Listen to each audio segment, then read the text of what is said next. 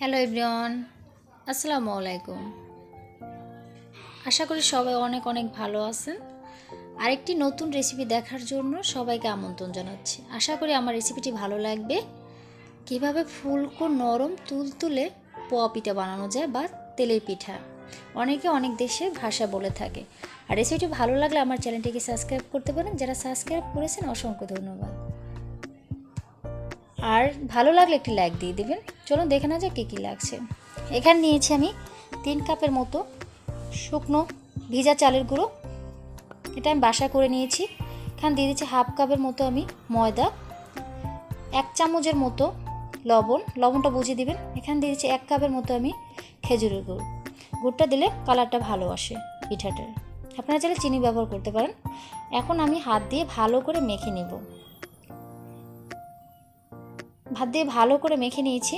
দেখুন এভাবে করে মেখে আমি তো পানি দিই না। এখন নিয়েছি এখানে কুসুম গরম পানি। 1 কাপের মতো নিয়েছি। যেটুকু লাগবে সেটুকু আমি দিয়ে দেবো। 1 কাপে বেশি লাগবে না। আপনাদের শুকনো গুঁড়ো হলে একটু বেশি লাগতে পারে। আমার যেহেতু ভিজাটা বাসায় করে নিয়েছি, দেখুন এভাবে ঘনত্বটা করেছি। একটু পানি ছিল, রেখে দিয়েছি। এখন এটাকে আমি ভালো করে 10 মিনিটের জন্য ঢেকে রাখবো। 10 মিনিট পর ফিরে আসছি। 10 মিনিট পর ফিরে এসে একটা ডালের চামচ নিয়ে নিচ্ছি। ডালের চামচ দিয়ে ঘুটিয়ে দেখাচ্ছি যে ঘন হয়ে গেছে। এখন যে পানিটু ছিল সেই পানিটু দিয়ে আমি ভালো করে আবার ভালো করে মিশিয়ে নিয়েছি। এখন আমি একটা চুলায় একটা প্যান দিয়ে পরিমাণ তেল দিয়ে দিচ্ছি। এখন আমি ডালের চামচ দিয়ে 1 চামচের মতো দিয়ে দিচ্ছি।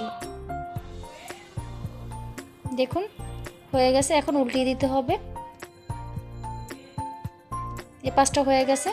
এই পাঁচটা একটু আর চুলার আঁচটা মিডিয়ামে রাখতে হবে যেন পিঠাটা পুড়ে না যায়, সেদিকে খেয়াল রাখতে হবে। হয়ে গেল আমার একটি পিঠা।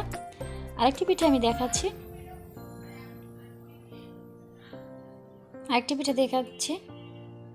এটা হয়ে গেল। দেখুন এটাকে আমি উল্টিয়ে দিচ্ছি। উঠিয়ে আমি পরিবেশন করে দেখাচ্ছি। উঠিয়ে নিচ্ছি। এখন আমি পরিবেশন করে দেখাচ্ছি। কত লোভনীয় হচ্ছে, তাই না? আশা করি আজকের রেসিপি ভালো লেগেছে। অন্য কোনো রেসিপি দেখা হবে। সেই পর্যন্ত সবাই ভালো থাকবেন, সুস্থ থাকবেন। আল্লাহ হাফেজ।